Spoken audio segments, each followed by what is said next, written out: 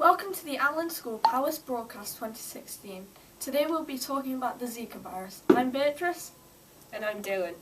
Recently, a RNA virus related to the West Nile and yellow fever viruses has spread drastically around the world. Scientists have named the virus the Zika virus. The disease originated from Pakistan, but has now recently spread to America. For most of those affected, the virus is just a minor sickness caused by the Aedes mosquito. However, the Zika virus can attack the nervous system, causing muscle weakness, paralysis, and birth defects. The World Health Organization stated that the virus is spread explosively. Many US states are reporting evidence of the Zika virus in their towns. Research is being done for the Zika virus as we speak. Currently, there is no vaccine for the virus, but research is being done. The virus is said to cause microcephaly as a birth defect in infants. It causes the infants' heads to be slightly smaller than usual. If the virus is not treated, the disease will spread further. The CDC worried that the Olympics in Rio will contribute to a major spread. Soldiers have grouped together to exterminate mosquitoes throughout the affected countries. The CDC has also advised women not to become pregnant until 2018. Websites and apps have been made to help conquer the Zika virus. You can also prevent them by wearing insect repellent. The CDC are tracing the spread of the virus, studying the disease and raising awareness. For more information, visit www.cdc.gov/Zika.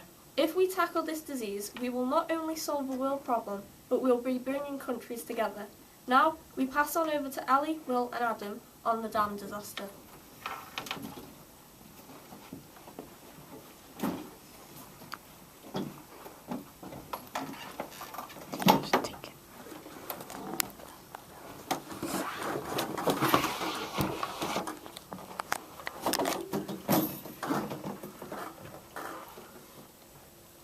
During November 2015, Minas Gerais, Brazil, faced a catastrophic disaster as a tsunami of red toxic mud and waste demolished buildings and destroyed the surrounding land.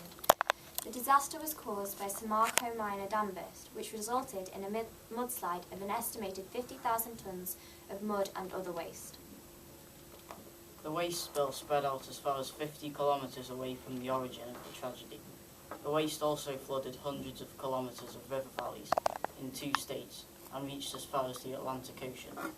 It is not yet known when the waste will stop entering the sea. Considered Brazil's worst environmental disaster, the dam breach has forced hundreds of people to leave their homes and has polluted one of the country's main rivers, disabling people from working on the land and making a living. Fishermen are out of work because of pollution in the rivers.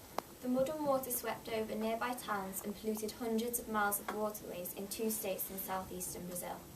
17 people were confirmed killed and 2 missing, presumed dead, as well as the 75 people majorly injured and over 8,800 who were left homeless. Now we have an interview with Miss Mack, a teacher from the Allen School who recently visited Brazil.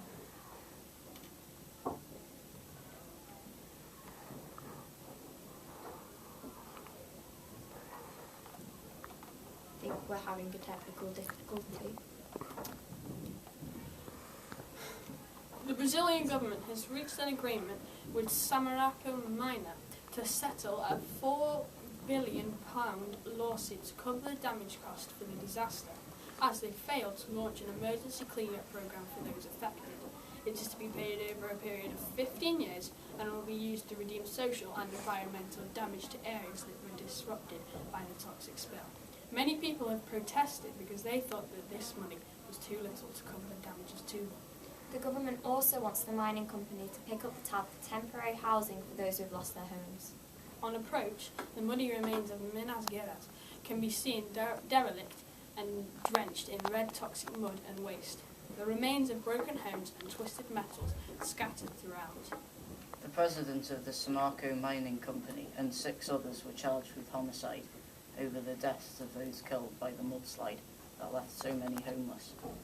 Brazilian government officials say that Minas Gerais will take decades to recover from this catastrophic event.